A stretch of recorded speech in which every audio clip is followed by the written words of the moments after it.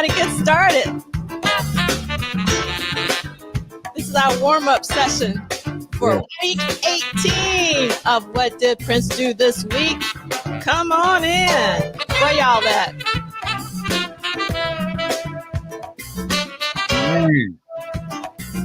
Love it. This is my 18.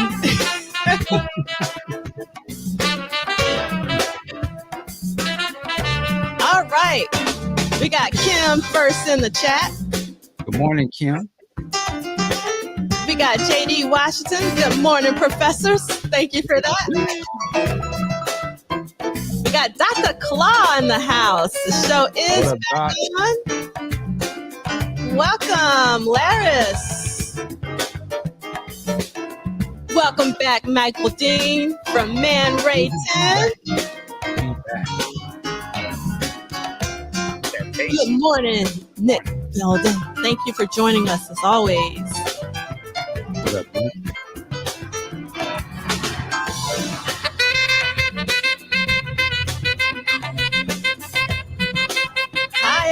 Hi, Betty. Welcome. Hi, Purple Cassandra.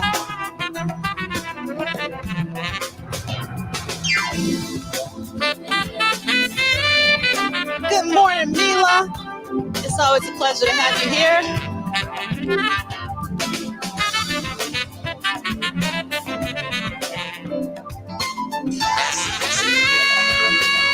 Welcome, Love Sexy. Good morning, D. It is about to be a funky good time. What up, D? Welcome, Maria. What up, Tanya? Hold on for you. I got it for you. Hold on. Let's see. Let's see if I can find it. There we go. Andorra.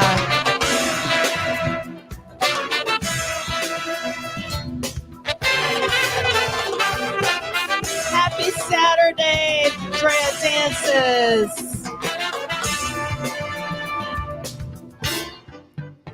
Welcome, Christy. Hold on. What you trying to show us? Show us again. Ah, nice.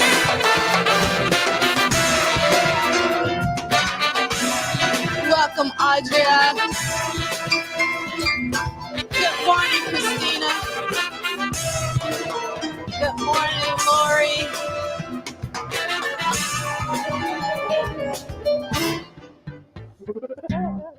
Welcome, Lisa.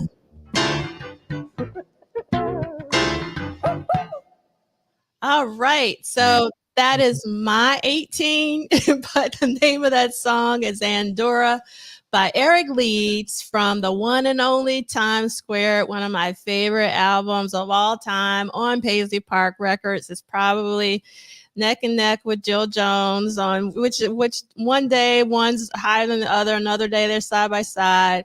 Don't sleep on Times Square. I can't stress that enough. And Kim says, nice mug, Michael Dean. Thank you. I got that from what's the name? Is it Henderson? Yes, Henderson. Mm-hmm. Yeah, if you go to that, where the statue is, and if you go there, they got a few little things you can get. So, yeah. So Mila said, ooh, that mug is pretty. And then Love Sexy is 71 and saying, is that an AI created animated mug? No. Hilarious. I'm AI created. How about that? They couldn't get the real Michael in here, so they got the AI version in here. We got act the fool algorithm thrown in for good measure. That's pretty funny. All right. Yes, Ricky, starting off with the Madhouse 24 songs. Again, this is my 24. It technically is not the real 24s, but it's mine. Hi, Doc Christian. Good afternoon, Vanessa. It was so great seeing you at the pop.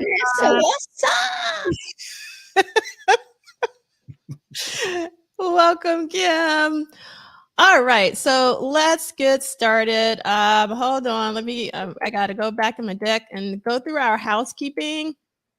So I apologize. We have to do this every week, but sometimes we might have someone new and they don't know what we're doing. So we have to go through this. So thank you for your patience. All right. So the state of Prince Rogers Nelson is not affiliated, associated, or connected with the What Did Prince Do This Week book club series. We're going week to week.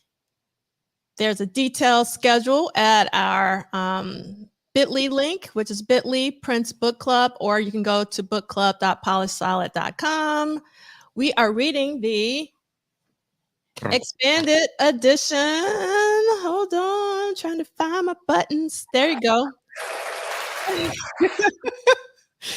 And you don't need it, but that's what the schedule's based on. And you can find all the archives of What Did Prince Do This Week, because we're up to week 18 at my YouTube channel, which is youtube.com/polissolid.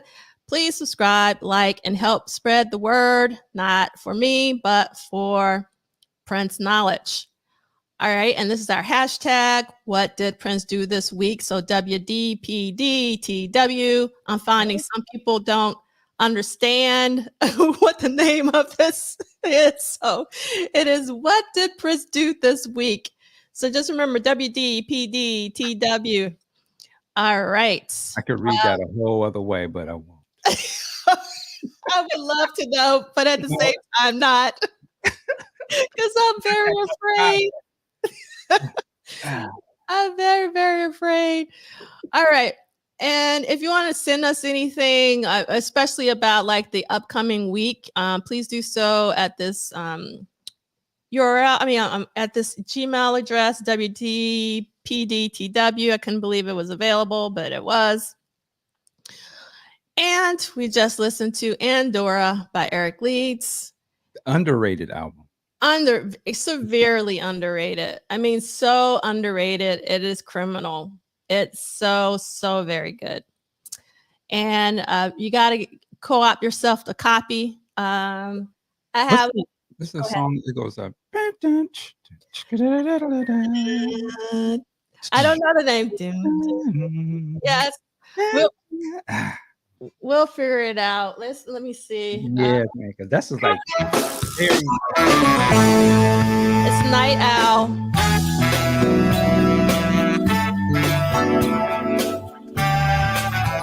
It's just a good old Prince Eric Leeds.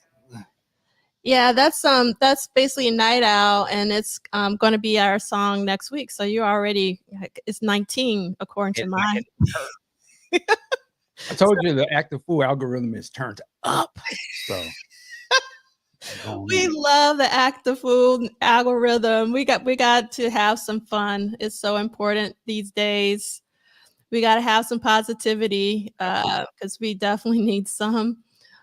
And all right, so someone asked me to do this. I'm going to try it out and see how it goes. You guys tell me if you actually interact with it. So I created on my YouTube channel an accompanying playlist for last week, and I've also started one for this week, and I'll add things to it in terms of anything that we might discuss today. So let me know if this is something that you like. If you don't like it or you don't use it, just let me know, because every single minute is valuable, and I'd rather do things that is beneficial to this, because I made a lot of errors last week with some of the week labeling and all that. So just let me know if you like it or not. And again, with the slideshow, you can find it at the bottom of the.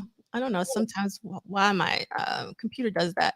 You can find it at the bottom of the book club website, which is here, bookclub.polissolid.com. And with all of the slides, you can always click on that slide and it will take you directly to that place, on the slide. So just be aware of that. And thank you, Christina. I already got someone that's saying, yes, I love the playlist. So I appreciate that, because I was like, nobody's going to use this playlist. So thank you. No, they're going to use it.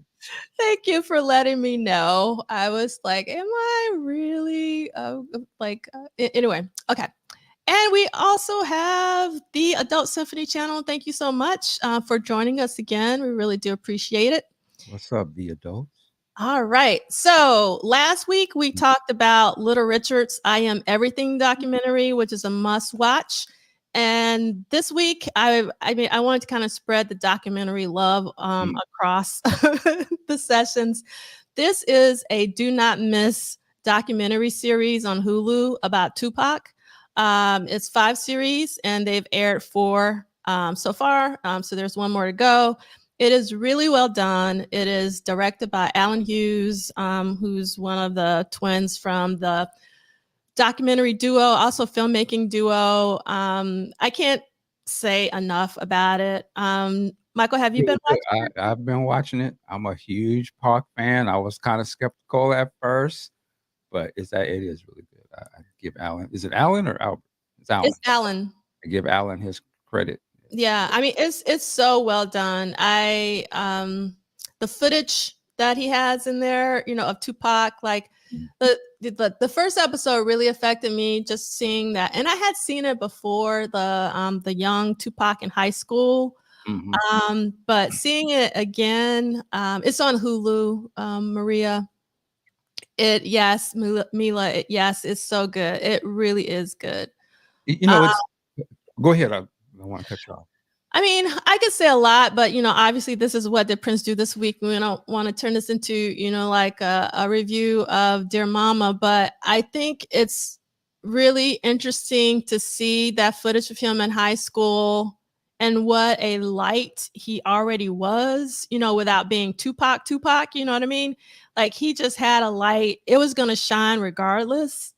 And just seeing how that incident with the police, I think really changed, who Tupac was, and he just went into uh, another gear after that incident with the police, with him jaywalking and him with the police beating him up. It was kind of interesting to see how you have, these innocent, full of life people, and like one incident can really shape their outlook on life. And what's interesting with Tupac is that he still kept that optimism, but it was still something that was different. So I'm curious, like, what has been your takeaways, Michael? I look at it from the angle of, I've seen a lot of the documentaries from years ago as well. I think it was Thug Angel was another really good one from back in the day. And so I was looking at this. I'm like, I wonder the way I'm scrutinizing this as a kind of a hardcore fan of Pac and have seen a lot of this footage that they're pulling from before. I started thinking, I wonder, is this how I'm going to look at the Prince documentary? Such a critical sort of like eye to it. The thing is, I love this documentary because I think there's a lot of people who have never seen some of the older stuff before. So this would be their first time getting a deep dive in the pocket, I think. And it's done rather well. It's on a big platform. They got somebody who worked with Tupac and has been around the culture in that era. Uh, and so I think it's good. And I love that it's also about his mother too, right? It's Yes. not just about Tupac, it's about Afeni. And to me, that is what makes it special because a lot of docs never really focused on her like that. And so to see like put him in context is to put his mom on there. And even I love that they went and got his dad interviewed as well. So I love it for that, and I can only hope that a Prince one can have the same sort of richness. It's got to be about Prince, but there's so many other people that contributed to Prince, particularly early on. I hope that they can spotlight as well. But yeah, this is great. The only person I'm wanting to see in this documentary, I can't remember her name, was Tupac's the woman that he had married and then got it annulled. Like that whole period to me is important too. So I'm curious if I think tonight last episode was sort of the death row, getting into death row and getting out of jail. So I'm curious if they're gonna somehow throw her in or not. But Yes. I love it. It's good. Yeah. I love it. So I don't know, Love Sexy, if you have seen the documentary. I mean, obviously, Alan even addresses that fight in the actual documentary, which I think is really interesting because I mean, obviously, you have two kinds of documentary filmmakers.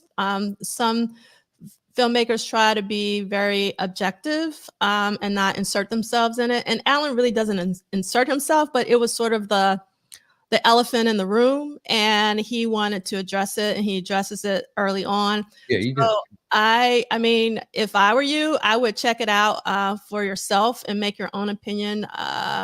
You know, you don't have to take our word for it, but you shouldn't watch it just because of that incident. Because I really do think that Alan did a really, and he even addresses that he had felt some kind of way about taking on this project, knowing that people would have that perception, that possible Mhm. perception. But I think he does a really incredible job. I mean, I'm not just blowing smoke. I mean, this Yeah. is actually one of the best documentaries I've seen. Um, Speaking of other documentaries, and I can't find who said someone I mentioned, wonder if we'll give yeah. the Alan of the Prince world the same type of grace when they involved in the Prince documentary. That's a great question. Yes. Probably not. Let's- See, we had the same energy. um, yeah, yeah.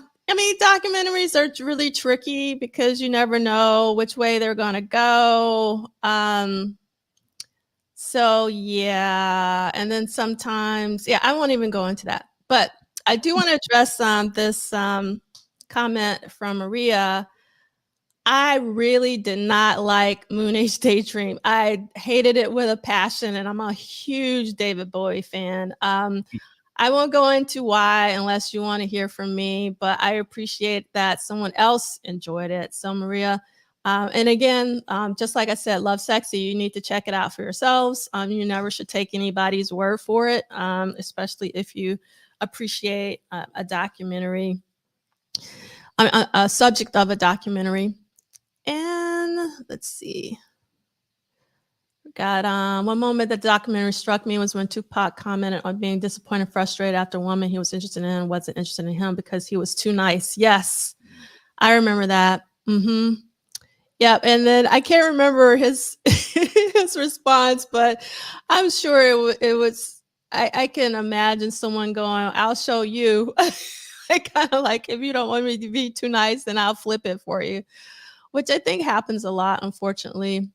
Oh, this is so great, Ricky. I really do think Mm. when I talked to my mom watched it too. My mom used to be a high school educator, and she said that she really hoped that a lot of high school educators would show the documentary. And obviously, she was concerned about the language and all that. But I mean, it's Tupac, so it's just kind of like Mhm. you have to have that language. Yes, yeah, and Vanessa as well raised an eyebrow at that, meaning Alan Hughes, but he doesn't make it to be about the altercation at all. I think he's very, very impartial and shows Tupac in. I don't. I mean, he just. I think he's authentic to Tupac. Is really what I can say. No, it's well done. It's well done. I'm curious. I was tripping of the voiceover parts of Pac. I was like, where is that from? Like, or he's just talking and stuff, like almost doing a voiceover. I was like, wow, that's some crazy stuff. I watched a documentary. I want to say it was actually a Marilyn Monroe documentary. Hmm. And it was done. This guy wrote this book about Marilyn Monroe called Goddess. I mean, in the 80s, and they just released this documentary last year. I can't remember the name of it, but he had interviewed everybody for that book, and he had kept the tapes. So everyone who was talking in the documentary were the actual people. There were no like narrations. It was literally just the people talking, and I thought that was really brilliant to actually hear from the people themselves. Um, Hmm. Interesting. and let's see. Yeah, I actually like the Kurt Cobain, documentary. I didn't realize that the Moon Age Daydream guy did the same documentary, but I like the Kurt Cobain documentary better than the Moon Age Daydream doc. Um, yes, Okay. you're absolutely right. Love Sexy, 71 documentaries do have hidden agendas, but I can't see a hidden agenda in the Tupac one. I mean, the hidden agenda to me is really is what Michael Dean said is putting Tupac in context of the legacy of Afeni, his mom. Mm, That to me, it seems to be the ultimate agenda is actually showing that Tupac didn't fall out of the sky, that he came from Afeni, and Afeni instilled in her son, all of these social justice, and activism. Like he was just surrounded by so many Black Panthers. I mean, he could not be that. right. If anything, the hidden meaning to me is like CONTELPRO and look at hope the kids to go back and research what was really going on with the Feeney and the people that she was around and what that was really about and how the government FBI was on their bumper like heavy and for a guy like a Tupac to sort of rise out of that, it would never let a rapper be Tupac today. Not with the themes that he was talking about. He wouldn't even be allowed to become mainstream because he was, yeah, just watching that, I was like, wow, that's what he was on back then. That Cats was on that type of stuff. Like it's so different now. And it's just like to me, I don't wanna go into it, but just watching that, I always feel sad for Tupac, man. I'm like, man, he was a kid. He was very young, and he hadn't gotten to the wisdom part yet. He Yeah, was still young. Ah, yeah, yeah, he was he'd so have young. gotten to his wisdom bag and was able to temper the aggression and with, at the right time in the right place, been unstoppable. I mean, he was like super magnetic, just him generally. So if you put that with some wisdom and the stuff he had the elders pushing, giving him the game, like this is man, it's crazy, crazy stuff. But yeah, it's good. It's good. And Yeah, and somebody said the music. Somebody said the way they did the music, they were doing the acapellas. They would strip out the music and hear them rap. That was brilliant. Like, ooh, please do that. Let me hear on some Prince, in the context of the show, strip away something and just hear his pure voice on some of these tracks. That would be nuts. Like you'd be like, what version is that? yeah, it would be. And Love Sexy agrees with Michael Dean. They will not allow another Tupac to rise in this time. So Mm, that is why I always love to see that doc, but I would only yeah, I would check it out. Just watch the first episode and you can decide for yourself. I think the first episode is very powerful. Um, I would love this too, if Prince could narrate his own story, speaking for himself and using his own words. I think that would be really fantastic. no AI. And then, yes, Once Upon a Time in Minneapolis is doing a really, really great job. A lot of hours getting put into that. And Yeah, that's the cold part. The fans don't know what he did. mhm, yeah, yeah. I mean, and very like, what is he? I don't even know how many episodes, but it's a lot of Yeah, episodes. he's like on season 23 or something like Yeah, work. he putting in the work. He's working Maybe it like on like a job. season 3 re-edit, you know what I'm saying? Like, and Yeah. give it to you a different way director's cut. So yeah, salute to what they doing. Yeah, yeah, yeah. So, Just Rules, we actually talked about the Little Richard I Am Everything last week. And that's actually one of the reasons why I'm talking about Tupac this week, because I wanted to talk about Tupac, but we talked a long time about I Am Everything. Little Richard, highly, highly recommended. It is also a must watch documentary. I mean, I gotta check that out. you got to check it out. I mean, it's so important for everybody to watch it. Little Rich, you Um, ain't give me shit. That's what he said. Hey mama, you ain't gave me a yes. goddamn thing. There's so many great music docs. Yes, A Band Called Death is also a really awesome, eye-opening documentary as well. So many fantastic ones. Can I drop a Tupac hint with a little Yes. self promotion? Of course, it's not I'm like, self-promotion, it's I mean, for me, it's not self-promotion because you're doing the work. You're like Michael Dean, I think you're so important to the Prince community because you're doing things that people aren't doing, meaning talking to people who need to be talked to. And then you've established a level of trust where they actually talk to you. You know what I mean? Like really talk to you. I appreciate So you're not self-promoting, you're actually doing it for the culture. Like you're putting in the work for the culture. All So right. I appreciate it. Thank you. So real quick. So we just had I say we did an interview with Tony M, which should come out this week. Patreon, y'all gonna get it probably tonight.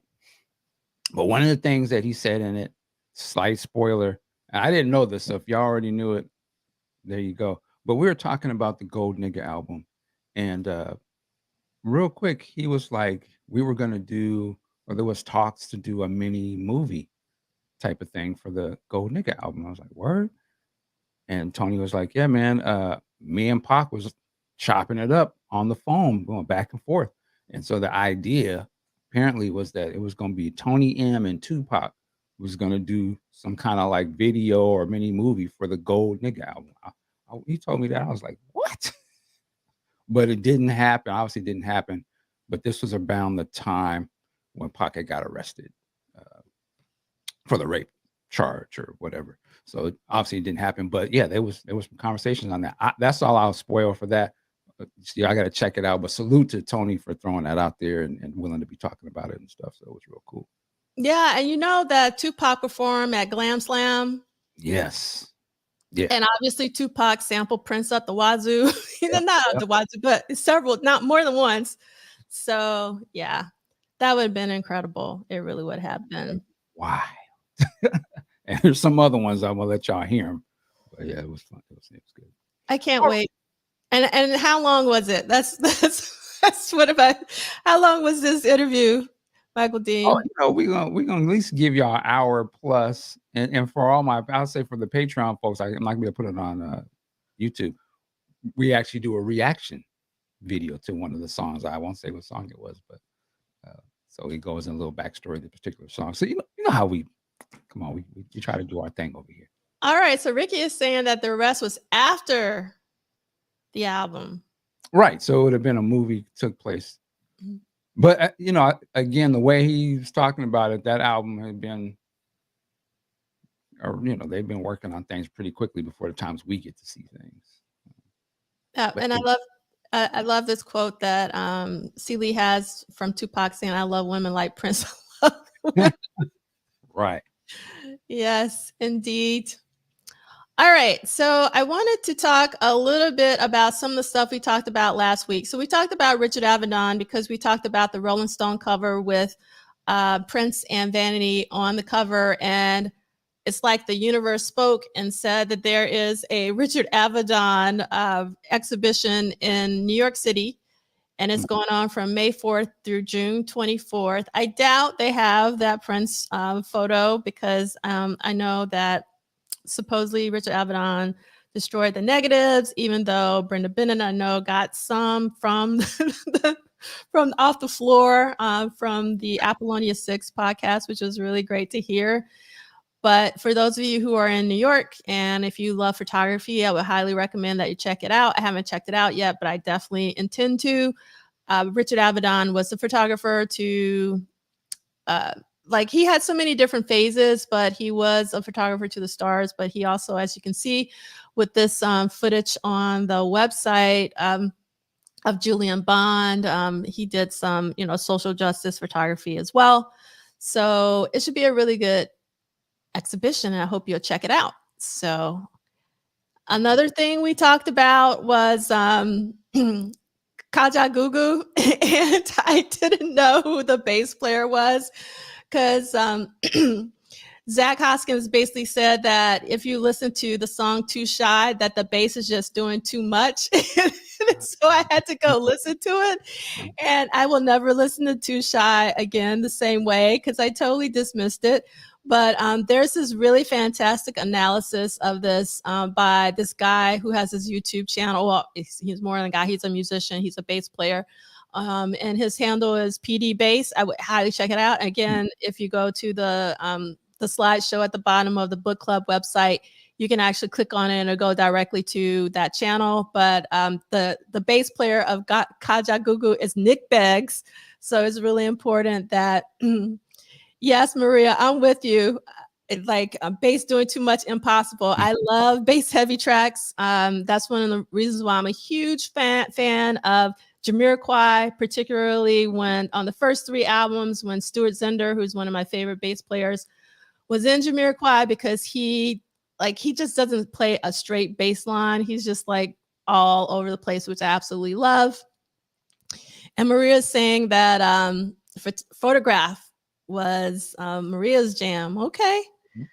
Mm-hmm. All right. The bass is the whole thing to that song. I'm assuming you're talking about Too Shy. All right. And then last week, we also talked about Saul Bass. And I can't remember what we talked about Saul Bass in relation to, but I will say I got super excited when I knew that Saul Bass had designed all these logos, but the one logo that he designed, if you look in the middle, it's the Warner Communications logo. These are old school logos. Damn. These old school logos. One person did all these? Yes, one person. Wow. Yes. And this is not all of them. This is just like a snapshot of a lot of logos he did.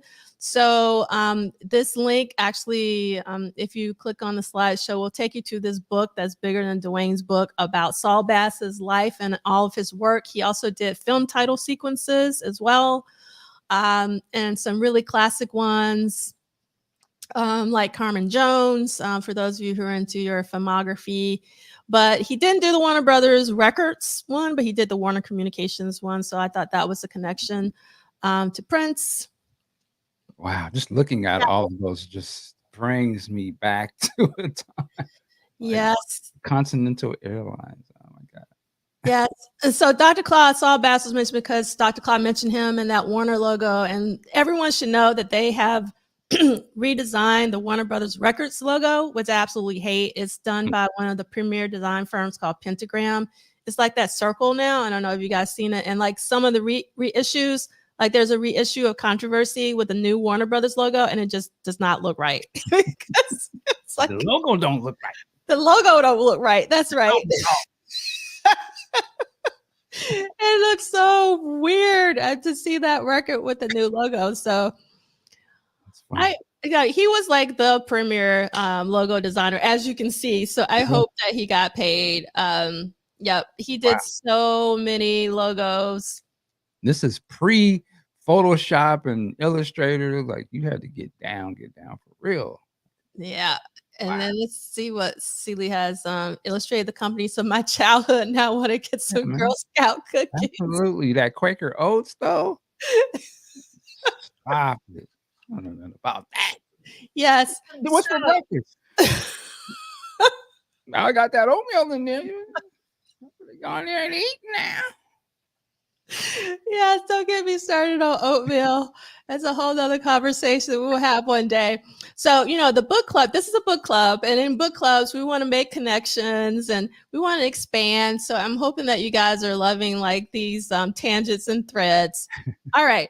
So most of you know that because I've been talking about the pop conference that happened last weekend, I guess. I can't believe it seems like it was 5 years ago, but it was only last weekend. And Jimmy Jam and Terry Lewis spoke, and I was able to ask them a question about Pandemonium. I don't think that the conference organizers are going to post any video, so I have this video clip for you guys to watch. So let's see if it'll pop up. Let's see. Jimmy Jam. Jimmy and Terry, and Pandemonium by the Time is my favorite record by the time. And the reason why I want to ask you this question, there were so many producers, meaning like the makeup of the time by that point consisted of so many amazing producers, yourselves, obviously. Prince had his hands on it. Jesse was involved, he was an amazing producer as well. Jelly Bean had also produced, Monte had even produced. So how did you guys work together being such, you know, amazing producers, and how that, you know, I'm sure egos were involved, but how did you guys craft that incredible record with all of those super producers together? Yeah, okay. Well, I can tell you that we're a band, and from a band mentality, we're collaborators. We never have ego when we create. It's just, like the fella said, whatever's best wins. And to be in a band with that many great producers, or just to even be around Prince, and just watch him just be creative, is astonishing. Like, it humbles you. It really does. So that many great producers only makes you have a better band, because everybody knows what they should do and what they can contribute. So we all put our little pieces into the gumbo, and the gumbo tastes nice after.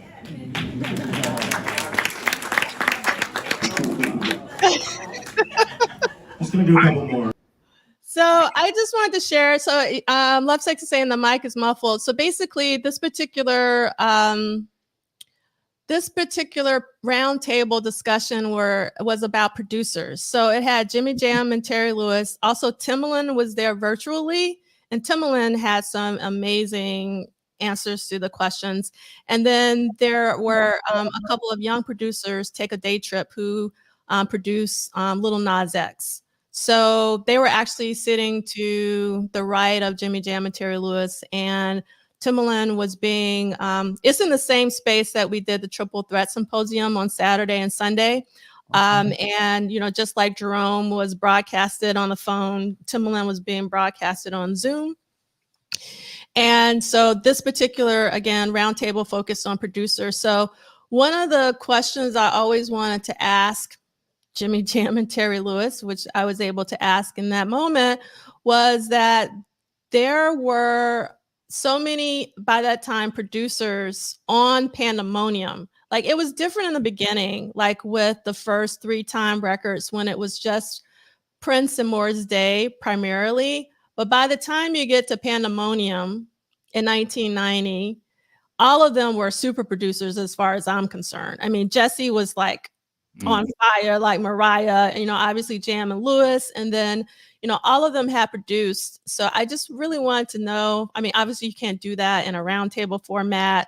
I wish we could have did a deep dive, like who did this, who did that? Like, I really want to know, like, who did what in terms of the production on that record, because I just think it's really, it is my favorite Time record. I think they all just come together as one. And I really wish that I mean, obviously there's Condensate, but Condensate doesn't have Prince in it. You know, like for me, Prince is a pretty important part of the Time. And so that it was, you know, all of them together on that one record really makes it great. So That sounds like a great event, man. That's why I'm mad I don't live in that area, because I would have been there. Oof. Yeah, I mean, it actually was live streamed. It was live streamed. I put it on my Twitter account. I put it on my Facebook account. It was live streamed, but I don't think they're going to post anything from it. I wish that they would, because some of the stuff that Timbaland said was really important. But I took a lot of notes. And Vanessa was there, and Vanessa saying that chatting with Jason King. And Jason King actually was on the 1999 roundtable, the one that Anil Dash moderated. And Jason King is the director of the Clive Davis Recorded Music Institute at NYU. And Jason is actually leaving NYU and going to USC, University of Southern California. He's going to be the dean of their School of Music there. So he's going to be out on the West Coast. And he says if I ever want to do a Prince Symposium at USC, I can. So I might do one there one year. But Vanessa's saying that chatting with Jason King, so just to give you context of who Jason King is, at the end, he wanted it to be 4 generations. So there is essentially 3 generations. He also wanted to have Gamble and Huff, but it didn't work out. Now, that would have been incredible, having Gamble and Huff and Jimmy Jam and Terry Lewis and Timbaland and Take a Day Trip. That would have been really, really great. And yes, the best part of Condensate was the DVD. I love the DVD. I thought it was great. Thank you so much, Wisdom and Love, for letting me know that you liked the clip, because I started not to share it, but I was like, I think I should share it, because it was just so great seeing them in person. Yeah. Yeah, it was really fantastic. All right, so here we go. I want to start reading, and Oh, actually, yeah, the book. I'm gonna make Michael Dean read. Actually, Oh, Lord. so But the. yeah, The. so let me add it back to the stream. And so everybody, get out your books, and we're gonna read page 79 to 80. So, and if you get tired, just let me know, and I'll pick it up. Michael Dean. Tie. All right, let me start. Let me dial it down. All right, ready? Yes. Hi. I have to say hi, Dante. Dante is one of my favorite students of all time. It's so great to see you here. Thank you for being here, Dante. What up, Dante? What up, boy? All right. Here we go. So May 1983. I was on the cover of Rolling Stone with Vanity when I didn't even do an interview, when I wouldn't talk to them. Once you've done something like that, it's like, okay, what's the next thing? Man, Prince is cold piece. I see you, Vanessa, with your Mike, with your Bobby Brown jokes. Ooh, I got you. I'm gonna get you next. Rolling Stone magazine featured Prince on the cover of its April 28th issue. The power of his celebrity was growing, and it wasn't just the critics who were noticing. The tour was a major success, and very soon his 1999 double album would be certified platinum with over 1 million records sold. His next focus was the movie, still called Dreams, which so far had neither a shootable script nor an album with any finished songs. So Prince began working on potential tracks for the upcoming film and side projects. The first task was solidifying the revolution, and with the addition of Wendy Melville, all the members are now in place. I was this kid just out of high school, reflected Melville.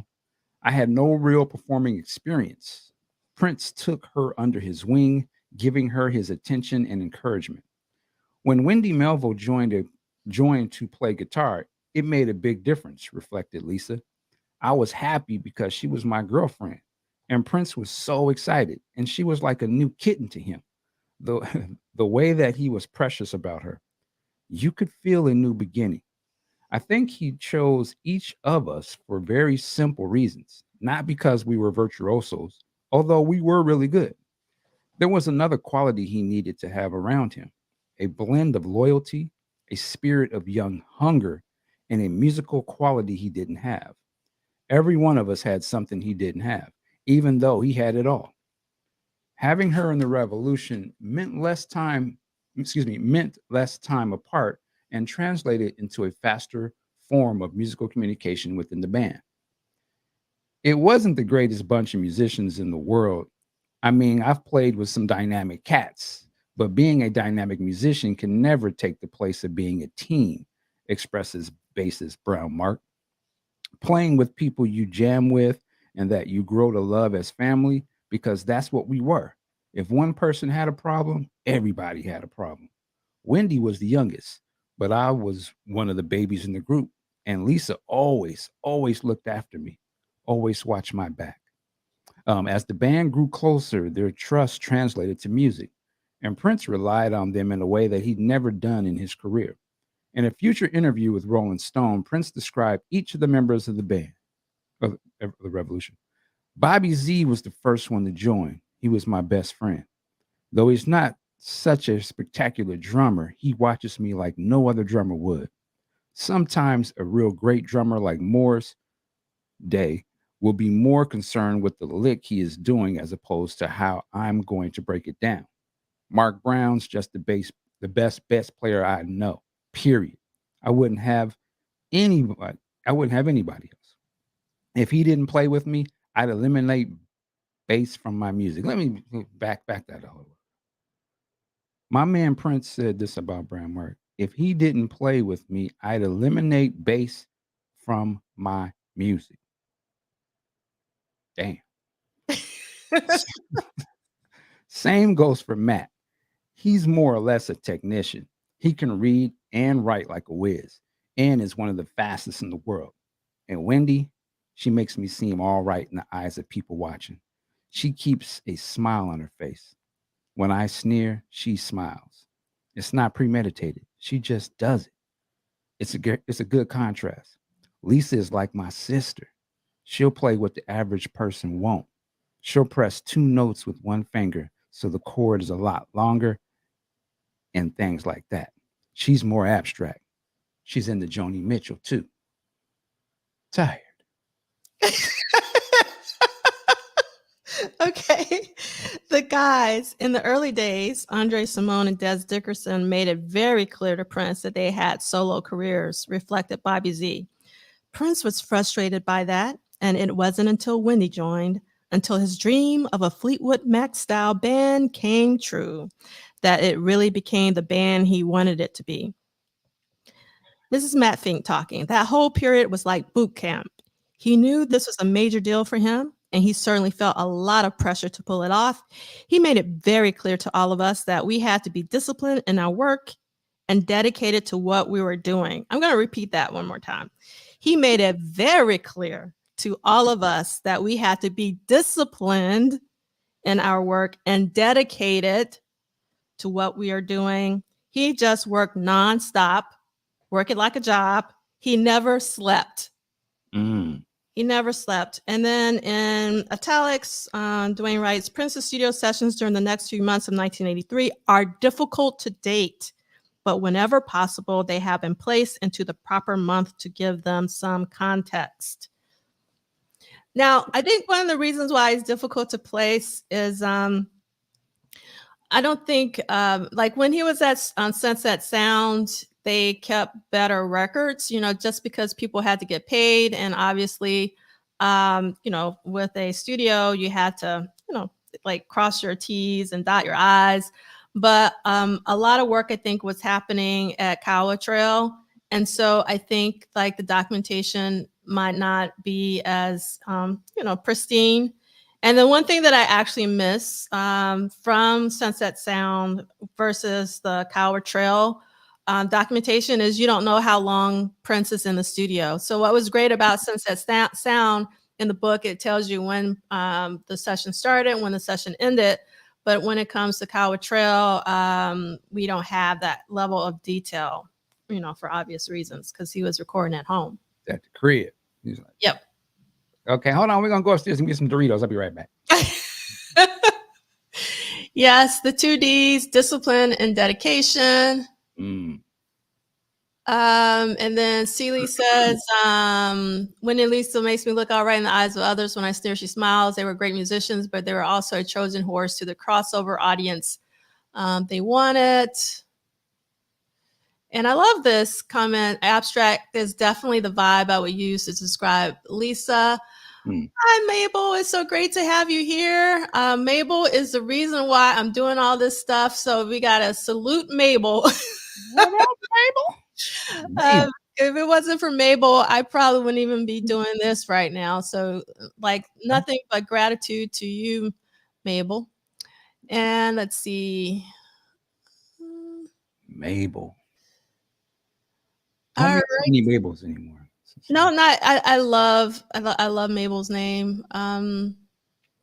Yeah, if I ever had a kid, which I never had a kid, I was gonna name them Sadie.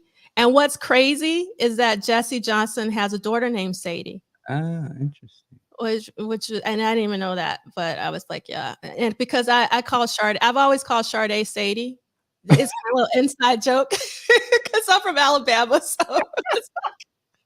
So who's this Sade person they talk about? But this, have you ever heard of Sadie though? Yes. Oh, and Mabel says named after my grandmama. Yes. I believe that. So my grandmother's name, Mabel, was Riney Mae. And my cousin did like a Google search, and there's no Riney. We can't find another Riney in the world. And it's Rhinnie. And my grandmother's mother's name was Lemon Gilmore. Lemon Gilmore. Her name was Lemon. Lemon? Girl. Yes. Yes. Around this house, Lemon? Yes. Oh, this is so cool. Yeah, so we used to call it Sade Sadie in Texas too. It's the Southern roots. If you didn't know I was Southern, you know now. Sweetest Taboo by the new artist Sadie. Damn. Yes.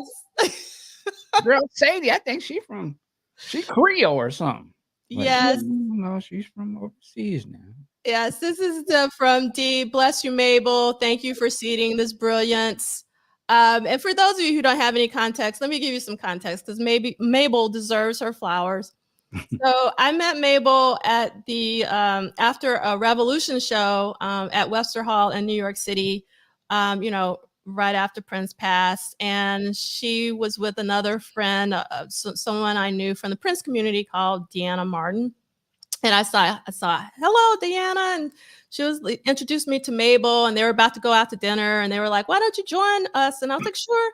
So I tagged along, and Mabel just we started talking, and it was about to be the 30th anniversary of Sign the Times. I was really upset that it seems like no one was going to acknowledge that this was the 30th anniversary of Sign the Times. I was really upset about it. And I told Mabel that I wanted to just gather some friends and watch it in this small screening room at NYU. And she turned to me and said, why do you want to do that when it could be so much bigger?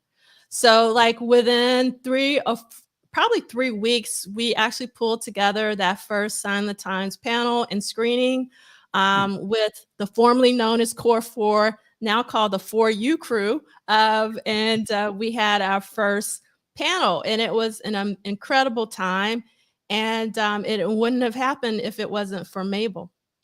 So Mabel is extremely important. For Mabel. For Mabel, yes. And Mabel says my mama's family is from Tennessee. Makes a lot of sense.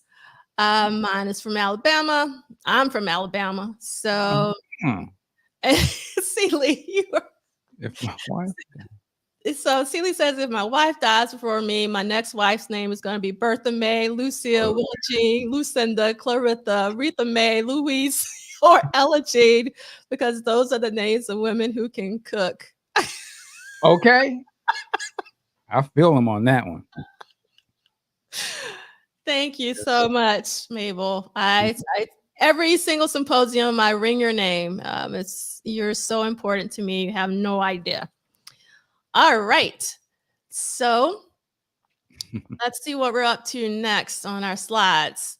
Okay, so let's get into week 18 of 1983. What did Prince do this week?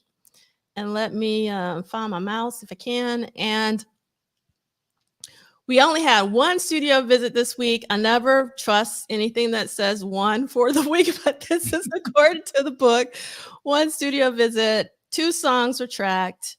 And I put the little asterisks by it because even though Dwayne doesn't have the asterisks, because he normally has an asterisk if he's unsure about the date, but I'm just putting an asterisk because, like, who knows? Maybe there were more songs. I don't know. Whenever I see a week like this, it's suspect to me, Michael Dean. I don't know about you, but like I was like, I doubt Prince took 6 days off. But I will say, I can't believe we're talking about a young Prince, 1999, going to Purple Rain. Prince was busy in the studio. He's busy outside the studio. The other book would be like Prince the Lover or something. That chronicled the other days when he was like, man, why you not recording? He was doing other art. He was doing other art. Other art. All right. Okay. Thank you for breaking it down for us, Michael D. I'm just speculating. These are allegations, but yes, we can speculate. We're talking about Prince. Let's keep it a buck. We're gonna keep it 100. All right. At home, so he got the studio upstairs and downstairs. Okay. All right. So Sunday, May 1st, at Coward Trail Home Studio in Chanhassen, Minnesota, is Moral Majority, basic tracking and overdubs, and No Call You. And that's according to Dwayne, review and overdubs. And yeah, review, because we're going to talk about No Call You, and then producers Prince and the engineers Don Batts. And we want to say Don Batts' name as much as possible because most people don't talk about Don Batts. And Don Batts is pretty important because some incredible songs were recorded under Don Batts engineering. All right, so I'm going to read More Majority on page 81. I'm just going to read. It's a shorter one than what Michael Dean read before. So turn your pages to page 81. And here we go. All right, this is Susan Rogers. In the home on Coward Trail, the studio was just a bedroom, so there wasn't much room. There were keyboards on the side, perpendicular to the console, and that was very convenient because he could stand right behind the console and he can play electric guitar direct from the amp in the other room. But there was no room for a drum kit in that room. It was just a control room because it was like a suburban home and it was a fairly small additional bedroom. Again, Susan Rogers. Okay, 2 paragraphs about More Majority. During this time period, a group of conservative citizens known as the Moral Majority were actively campaigning against anything in entertainment they felt was immoral. It is unclear whether they ever targeted Vanity Six, but Prince decided to comment about them with a track that name-checked their organization. Using a Lin drum beat similar to Mia Boca, the song is a synth-based track about nonconformity with lines like, "Don't want to be like anyone, I want them all to stare." It is a backlash against groupthink with rejection of authority and a desire to direct their own dreams. I really want to hear this song. It's unreleased. Almost reminds me a couple of Days a While is putting on something that another won't dare. It's a freezer burn compared to Coop. And it Yes. still got loot. Who's the fool? Anyway. All right, our second paragraph. To get the proper echo on the background vocals, Prince had the mic positioned down the hall from the room that contained his equipment. Vanity Six member Brenda Bennett and her husband, Leroy, Roy in quotes, were asked to work on the track. Prince had a mic set up in his bathroom, and he had me screaming More Majority, explains Roy Bennett. And I remember at one point we were all in there in the bathrooms. I did that for a while, and Jamie Shoup and Susan Moonsey and Vanity came in, and I sat down on his toilet. We were in there doing the vocal part, more of that yelling, More Majority. And I remember sitting down and sitting on the handle of the toilet right in the middle of the session. It gave away where we were. And so again, that's Roy Bennett. Can you imagine like being in a small bathroom with Vanity, Susan and Brenda? Yeah, I love it. And I think John Wyatt mentions it as well. You know, it's just That's Ricky. Ricky, yeah. You think that we think of Paisley Park and these big studios, but I love that Prince was not above like, yo, we're gonna be at home, small room, but this is where the magic happened. You go up in there in the bathroom and I love that it didn't matter. Like he was gonna get down wherever and however. So I love it. I love that it's not like some fancy thing. It's like it's at the house. It's not some isolated thing. It's the way they just described the room was small. I could just imagine like Prince is in there, and that's crazy, man. That's in the records that we be digging coming out of this environment. It's great. Yes, we need a little ding. So we're not going to turn the page, but if it's okay with you, Michael Dean, can you read that paragraph at the bottom of 81 that starts off with "No Call You," and then you let me know when you get tired. Oh, you shouldn't get tired because it's just like a couple little paragraphs. No Call You was taken out of the vote. Is that what you're talking about? Mm-hmm. All right. Was taken out of the vote for consideration for Vanity Six. The track, originally recorded July 23rd, 1982, is an upbeat rockabilly tune similar to Jack You Off, Controversy in 1981, and Horny Toad B-side for Little Red Corvette. Additional overdubs were likely done on the track during this session.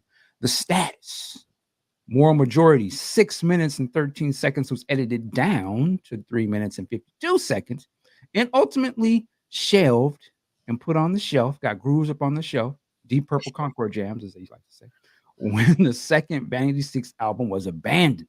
It remains unreleased. I don't think I've ever heard this one either. I don't know if that's leaked out. I have not heard it. When I read that originally second Vanity 6 album was abandoned, my heart just And you just kind of like, yes. But I really want to hear this song. It is unknown if Vanity recorded lead vocals for No Call You, 3 minutes 11 seconds.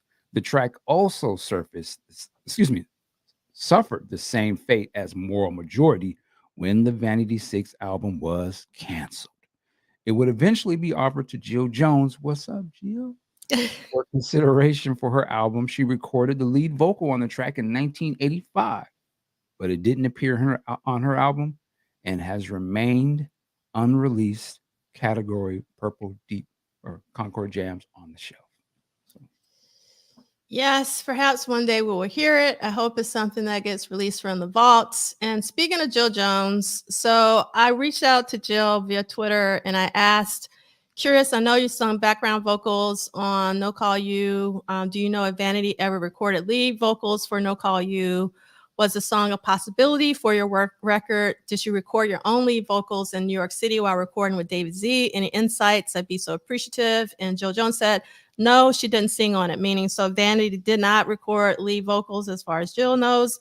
And Jill says that she did, because that's true, but not for my record. So not for Jill Jones, the debut.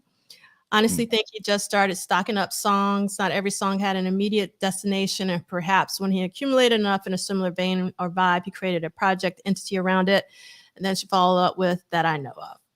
So I thought it was great to get confirmation, because I was curious, like No Call You did not sound like a song that would actually fit on Jill's debut record. And I was like, that doesn't make any sense. So I was like, you know what? I could just ask Jill. I mean, that's what's so, what's so great about, living at the same time that we have all of these amazing musicians who worked with Prince. And again, that's the reason why I salute you, Michael Dean, because you're having the conversations with all of these musicians that we should be having. And so I appreciate you so much.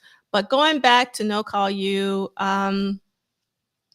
this is from the 1999 deluxe album. I forgot to attribute this to this. And if you look at this really closely, you'll see at 5, it has lead. And then with these stars around it, it says God vocals. I don't know if you can, no, you can't see my cursor.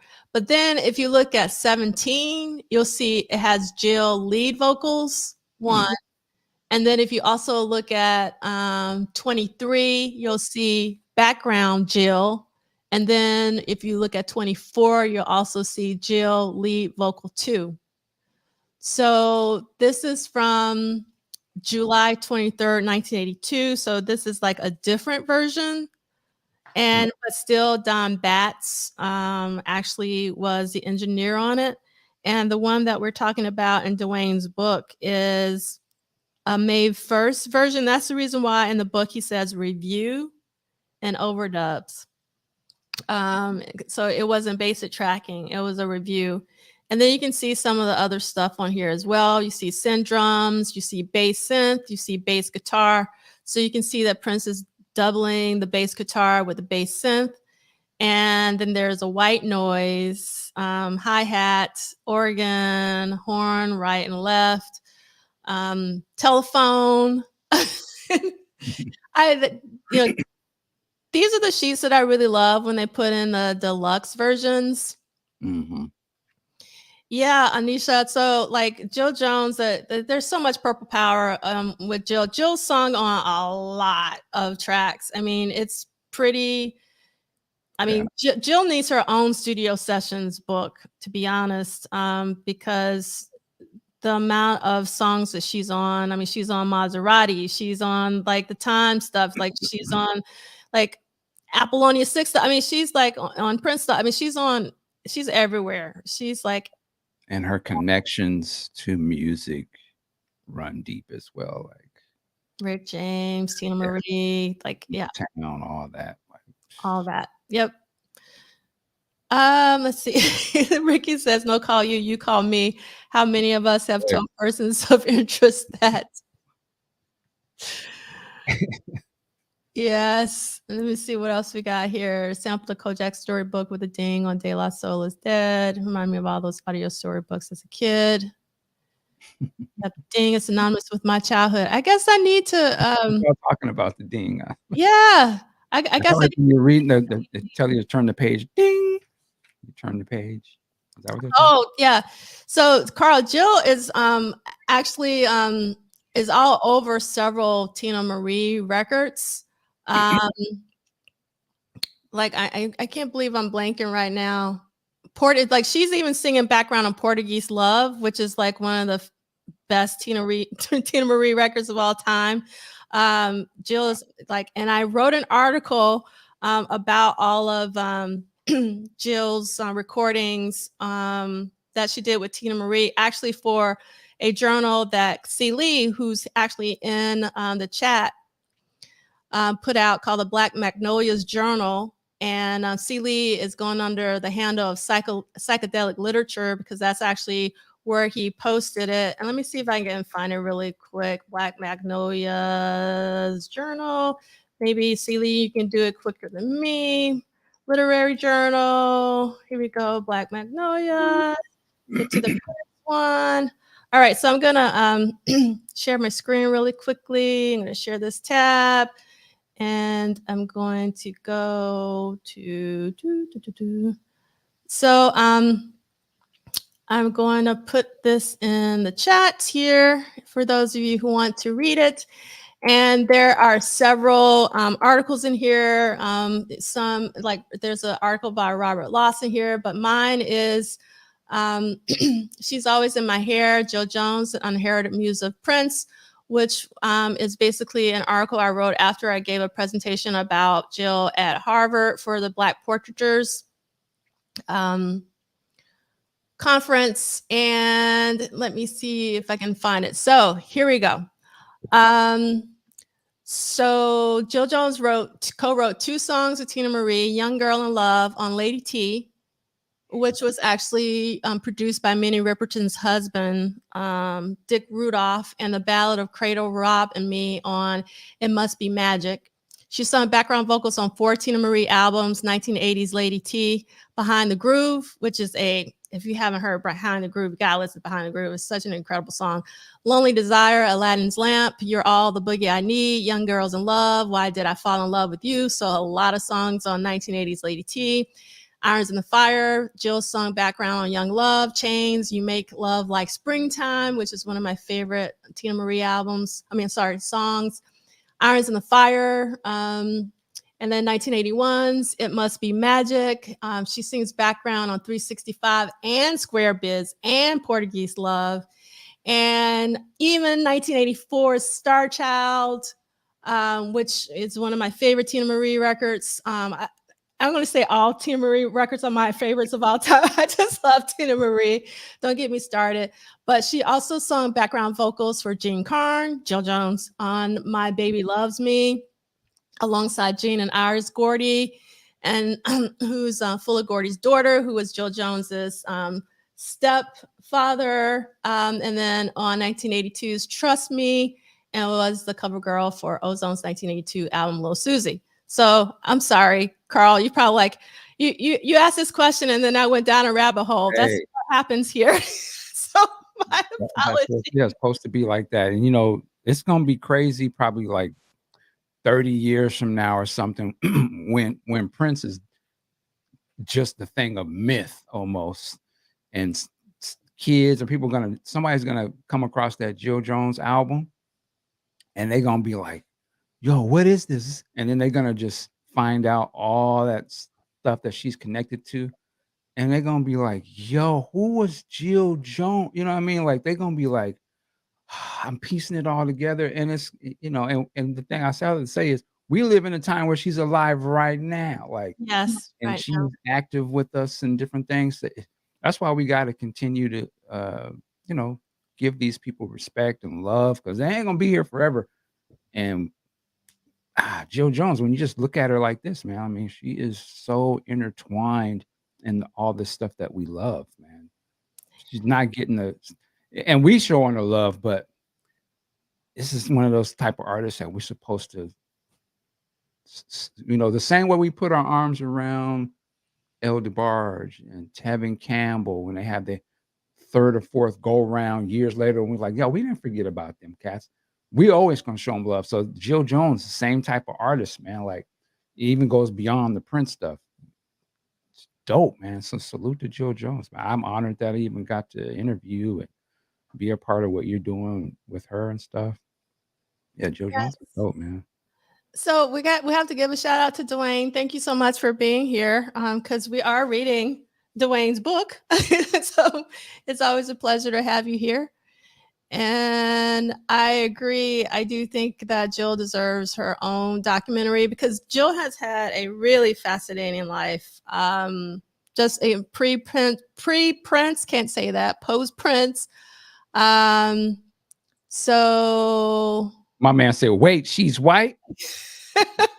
Listen. Jill's black. No, she's talking about Tina. She's being funny. Oh, okay. Yeah. Let me turn off. I don't know. Let me turn off that voice guy. Come on, man. We're all in this together, bro. Yes. Anyway. This is interesting. When I hear Jill singing, I definitely hear the Tina Marie influence. I listen to Mia Boca. I probably would have thought that was a Tina Marie record. Yeah. Interesting. All right. So let's get to our next slide. And all right. So these are the No Call You lyrics, handwritten lyrics by Prince that was in the 1999 Super Deluxe.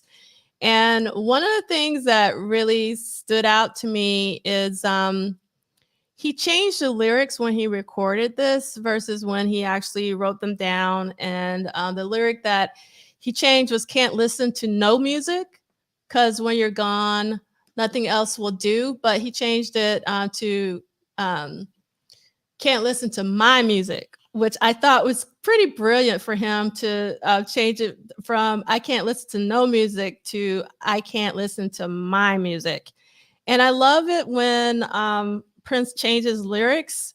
And one of my favorite changed lyrics of all time, and this is something that if I ever have an opportunity to talk to Susan, I'm going to ask, is with Makeup in the originals, the with the original that Prince recorded, he says, "I hate to comb my hair." When Susan sings, "I always comb my hair." So I wonder if they were talking to one another, like if Prince was making fun of Susan saying that, "I hate to comb my hair," and Susan was like, "I always comb my hair." Like that's like one of the things that I really want to know, if they were kind of like having their conversation or if Prince changed that lyric. But I have a strange feeling that maybe Susan changed it. This is what I would think or hope, at least. But going back to No Call You, in terms of the written lyrics, yes, Maria, Susan had a lot of hair. And that was like the most fascinating thing about my conversation with Jill at the Triple Threat Symposium was I always thought that Susan's hair was curly, but Susan's hair was actually straight. And Jill told us that Susan literally had to use those pink sponge rollers to make her hair curly. Do you know how much hair Susan has and what time it took to put all those rollers in her hair to make it curly? I was blown away. I too, Zakia, would love to learn more about Susan Moosey. So Susan is on Apollonia's. Apollonia has a podcast, and Susan and Brenda were the first episode of this season of Apollonia's podcast, and I think there's supposed to be 2 more episodes that will eventually be released.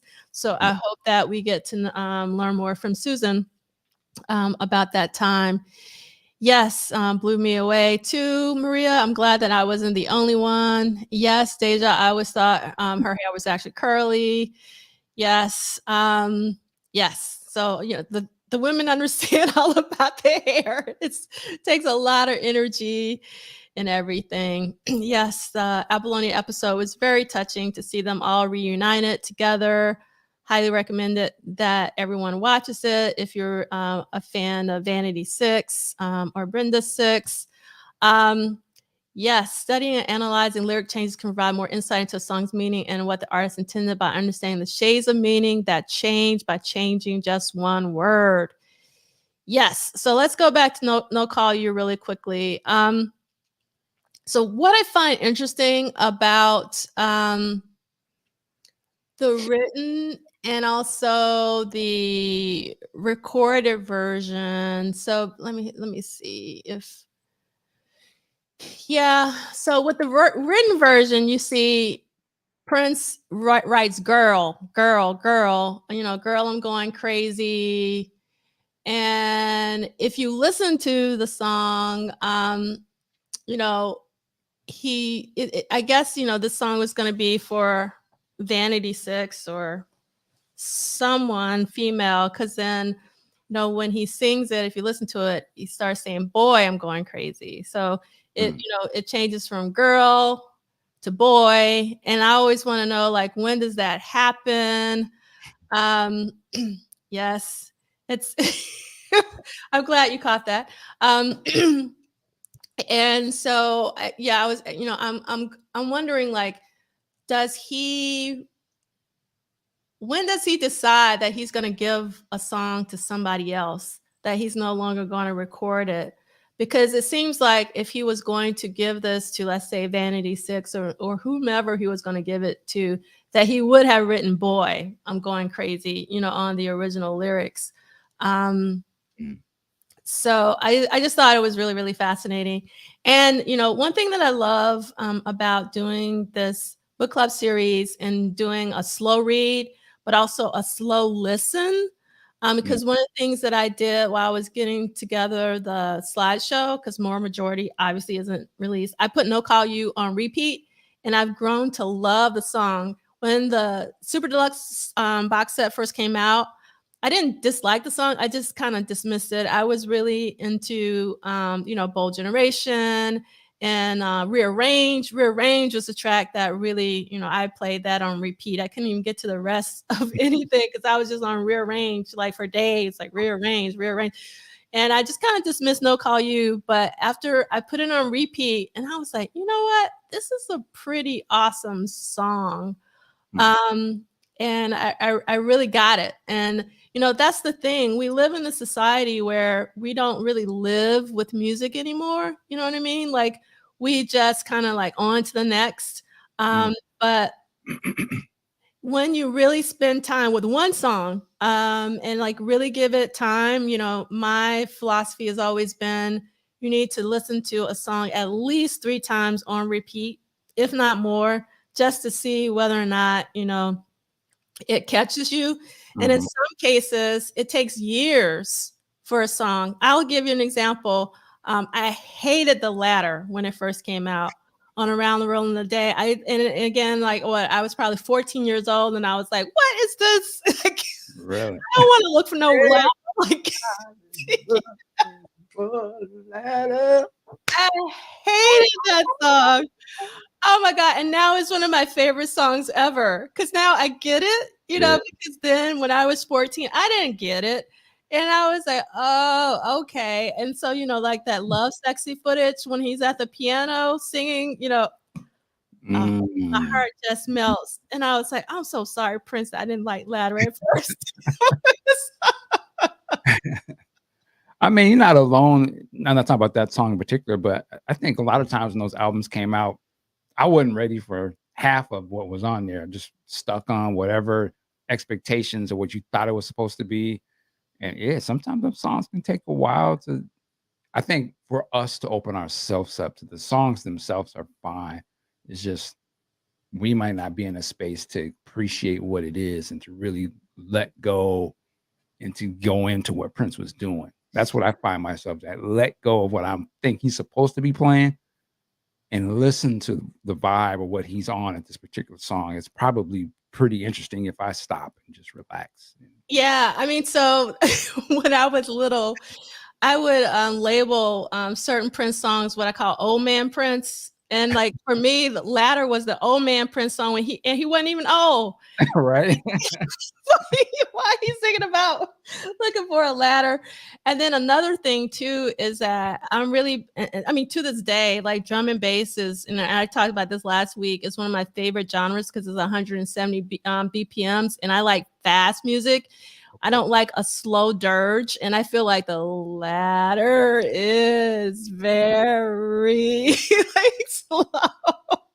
And like I was just like I couldn't deal with it, but now I totally get it. So The the fact that he was in a place that early on to actually identify with the song like the ladder, like, so, I'm with you, like, and I have to think about it, me just coming into Prince sort of at Purple Rain, like heavy, and then Around the World in a Day was the album, the first album that I bought that was like right when it came out and I was a fan.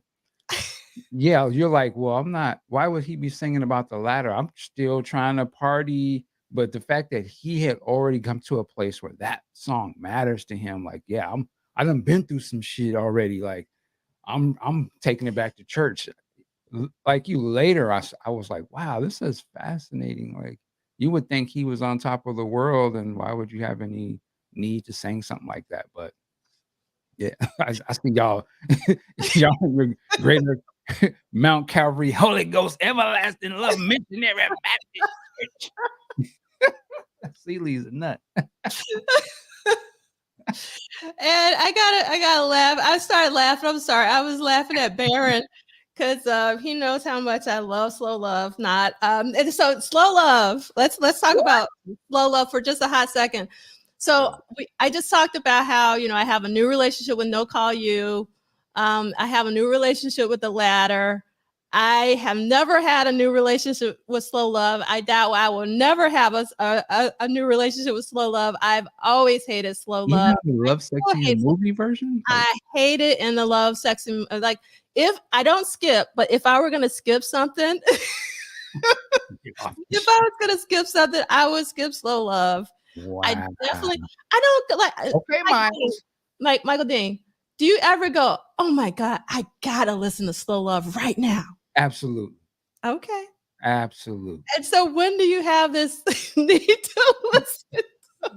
Well, first of all, it was lukewarm to me when the album came out at the time, but when I saw that movie and the way he performs it, shot to the top. One of my favorite songs on that album, and that performance is masterful. I think that song is brilliant. But I mean, if you don't like it, you like it. But I mean, I do prefer the live version. Like if you had to play it, like I wouldn't go crazy if I had to listen to Slow Love from Sign of the Times on repeat, but I would literally go insane if I had to listen to the recorded version of Slow Love. It just doesn't. Yeah. I like the background, the vocal, especially when they do it live and it's Levi, Bonnie, Cat, I think Sheila, but those, man, slow. He just like takes the mic and you got the shirt off. I was like, that's my man. Like, that's the lover man. It's like, okay. It is the lover man. So Celie doesn't want any slow love slander. I'm sure Baron doesn't either. Everybody loves slow love stuff for me. It's okay. It's okay. All right. So You're on your Miles with I don't want to love you, or I don't want to leave you. yeah, I don't want to leave you. Yeah, I know. All right. So this is from the 1999 Super Deluxe. And this is Prince. I hear everything in my mind, but as I overdub synth parts, I flip through the presets like I like until I find the sound I want for the next phrase. I listen to what tone goes with what color. I usually don't change the sounds themselves. And this is what makes Prince so brilliant is that he didn't need to change the sounds. Like he could just use the presets and still make it sound different. Yes, that's what's up. And then So I used to know this musician I went to high school with. His name is Carrie, and he is an incredible musician. I had just bought this keyboard, and I was like, "This keyboard sucks." Then Carrie came over and played it, and I was like, "Oh, I suck." Because like he tore this keyboard like to shreds, and I was like, "Oh, okay." So the rest is saying using the Lin LM1 for the musical bed, Prince recorded bass in multiple synths and blanketed all with 5 layers of background vocals, blending the voice of Jill Jones with his to create No Call You in late July 1985. Jill recorded a lead vocal for possible inclusion on her solo debut, but that version remains unreleased. So based on what Jill wrote, I'm questioning whether or not this was possible inclusion on her solo debut. Jill doesn't seem to think it was from the tweet. So I'm curious where that, I don't know, Dwayne, if you're still on here, if like where that came from, that it was a possible inclusion on her solo debut, because I know that's also on Prince Vault as well. So I'm just curious because Jill said that she didn't remember it being that for her debut record. All right, and that's the tweet that we talked about before, but we won't talk about it again. All right, so this week of 1983, week 18, there are, this is what Prince has done so far in 1983. 52 live shows total, 1 after show total, 23 studio visits total. Again, asterisks because, we may or may not. 19 songs tracked, and it really should be 18 songs because I included No Call You, but I think I'm going to correct this because technically it was a review, so I'll probably change that. And so technically there was really 1 song that was tracked because No Call You had already been recorded, and he brought it back out for consideration. And then we had 1 TV show, as we know, Solid Gold, 1983. So that's it this week for Can our you go back? slideshow. You mind going back to the songs he recorded again? Yep. Like that one right there. I was looking like, man, so far this year, Electric Intercourse, Wonderful Ass, Strange Relationships, Jungle Love, The Bird, all these songs, like, this is just this man working, doing shows, doing concerts, and still being creative, still putting down stuff, recording songs that go on to be classics. Like, that's just in the first part of the year. Like, Yeah. he's about to really go ridiculous, like some of these songs that go on to be, his signature joints. Like, that's just amazing, man. Like, this dude was on fire, man. He was on fire. Yeah. Yeah. So with some of my friends, we always have this discussion of like, when was Prince's best year in terms of studio recordings? And I think it is, for me, it's a toss up between 82, 83, or 86. Because like with 87, you have what I call the Prince flood. You have both of the Madhouses that are released. You have Jill Jones. You have Sign of the Times. You have actually Sheila E.'s 3rd record, which contains Boys Club, which is a song that people don't talk about, but I love me some Boys Club, and Prince is all over that song. And, I count this, but it's not really Prince, but Wendy and Lisa's debut, which I absolutely love. Wendy and Lisa's debut record, I think it's one of the most beautiful debut records ever recorded, and it's all about Prince, and then you have the 2 songs that Prince did for Taja, When You Love to Love Me, which I think is one of your favorite songs that he pulled out from the vault. So like he recorded a bulk of the stuff that was released in 87 and 86. So, but you can't sleep on 83. You can't sleep on like 82, 83. He was really putting in work. So thank you, Maria. Somebody else loves Boys Club. Meet me later at the Boys Club. You got it. Can't help dancing. Let me get bugs with you. That's a song that I'll be walking down the street and it just boys club. It's just it's just yes, exactly. Man, they had hits, man. Like that song was just like laying in the cut. Like that could have been a whole little thing, a little movement. Like, oh, girl, you going to the boys' club? Yeah, that song. Come on, meet me later. What's the song? The climax. It reminds me of. Oh, I know the song that you're talking about, but I don't know the name of it. But yeah, Somebody's about to say it in the chat, but somebody, kind of that same kind of vibe. it did have that same. Now that you mention it, I wouldn't have thought about that, but until you just said it. But yeah, it's hard.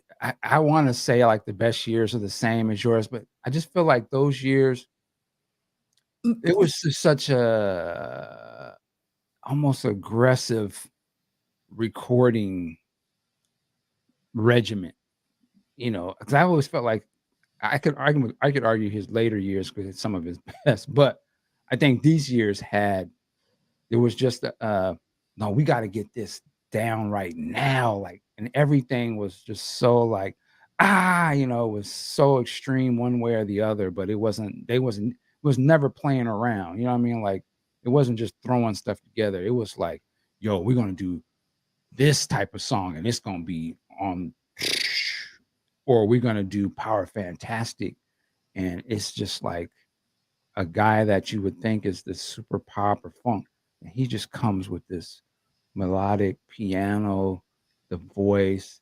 It's like, who's doing that? Or when I think of like Under the Cherry Moon type stuff, that's just like, I hate to use experimental, but it's like, man, wasn't nobody using them sounds like that.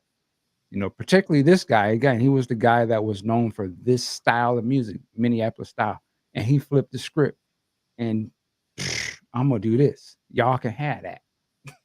I'm gonna come with some new stuff. Like y'all can do Minneapolis, but you can't do New Position. Like I'm about to make this stuff. You can't don't even bother. Like you're not ready for that. And that's why I love, like, at this period, he was like on some master. He was ascending to master level musicianship when he was young and still super hungry. Like that's the big difference to me between the later Prince. He was a master musician in the later years, like super master musician, but he was hungry as fuck master musician as a during that period. Whoa, Yeah. Yeah, I mean, and I think, one of the reasons why I love 82, 83, 86, in particular 86, 87, is because he was very experimental in terms of like sounds, song structures. I mean, he was just kind of like a mad scientist in the studio, that I feel. Yeah, and he was in his bag. He was in what he was comfortable. That style was his style. Like, you know what I mean? Like that Minneapolis style, that was him. And then to be brave enough to just like, yeah, I ain't even playing it like that. We're not gonna use those sounds. Like, let Jesse and them have that.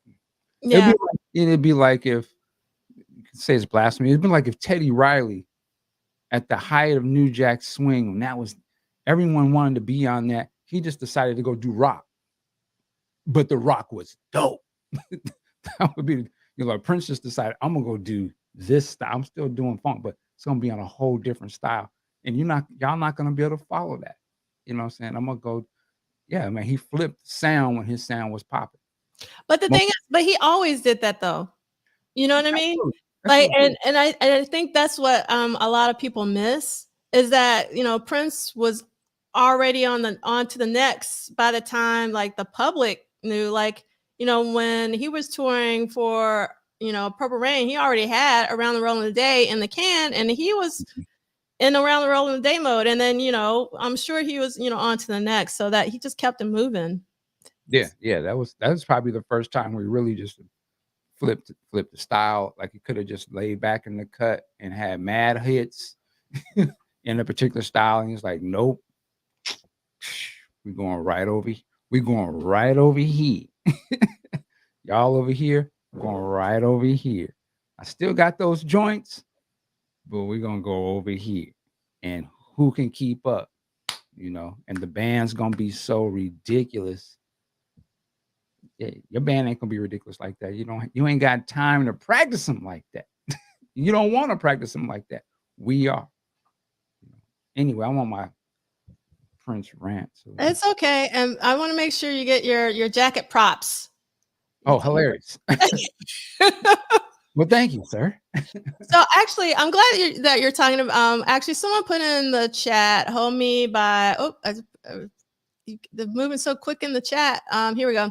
"Hold Me" by Sheila E. on that third album on repeat. "Hold Me" was a great song. And one thing about the third record is that Bonnie Boyer and Levi were all over that third record, even with the songs that Prince didn't have anything to do with.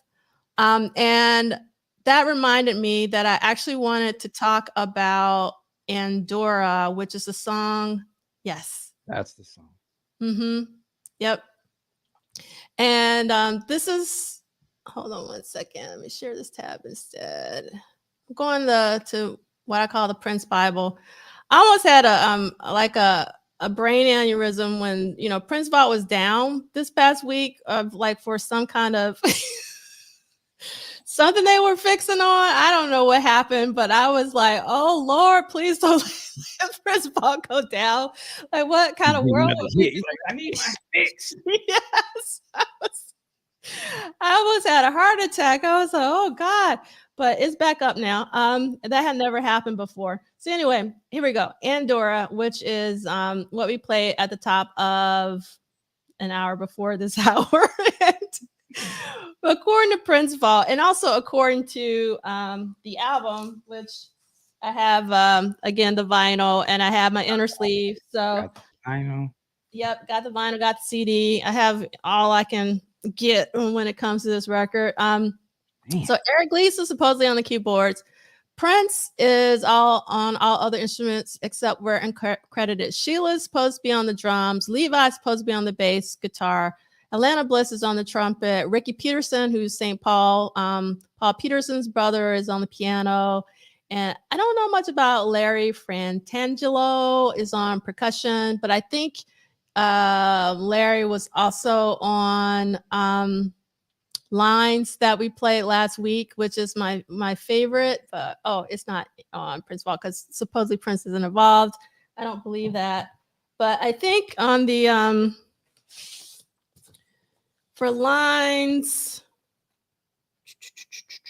oh no, it said drum samples, HB Bennett, and then it also says percussion and drum programming by Eric Leeds.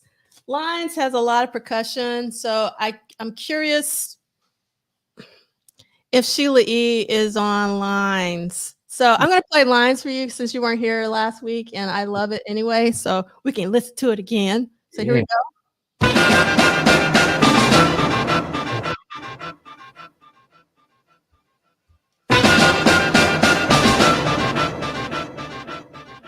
Great.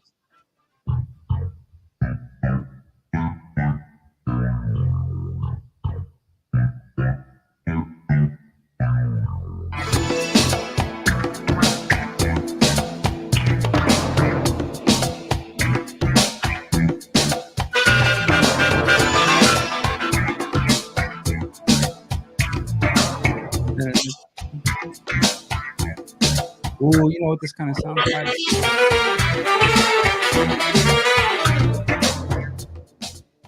Exactly, Alex. Large room and a low light kind of vibe.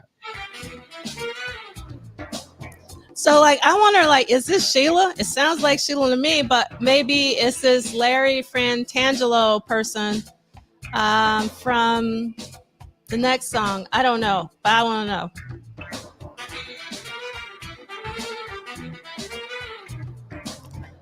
We'll go out on this. I love this song. It's one of my favorites.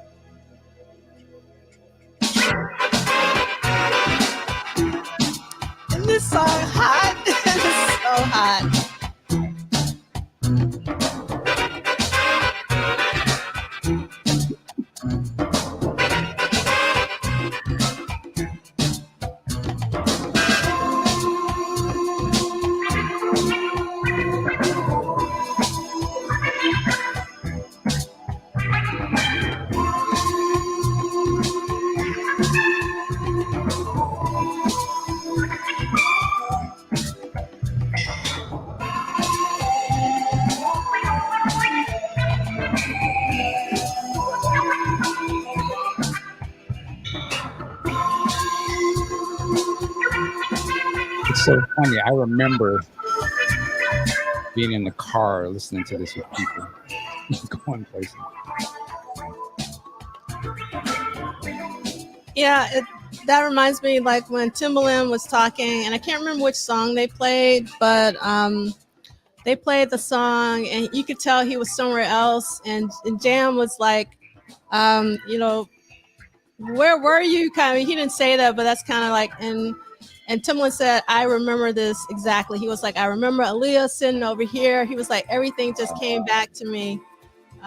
It was really awesome to see him vibing on his own music. Mm.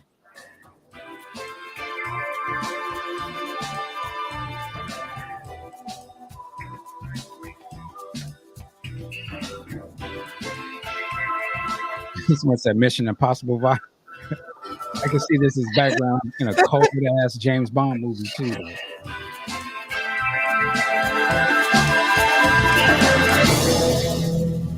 Yes, 1991, February.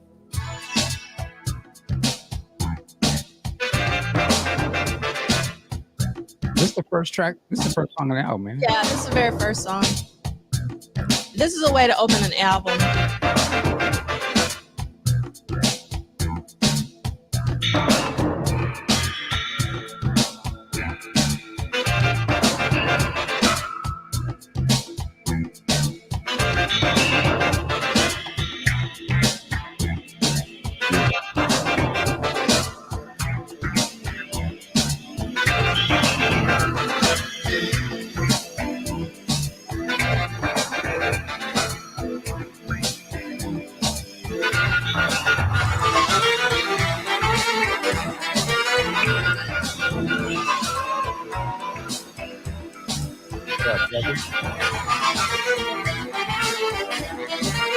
And also, thank you, Alex, for the super chat. I saw that.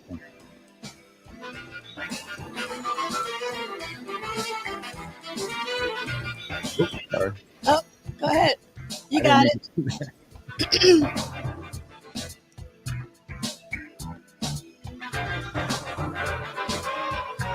Oh yeah, I remember the Acid Jazz label. It's one of my favorites.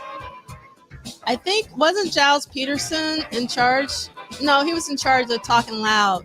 I'm sure, Kim, you remember Talking Loud record label?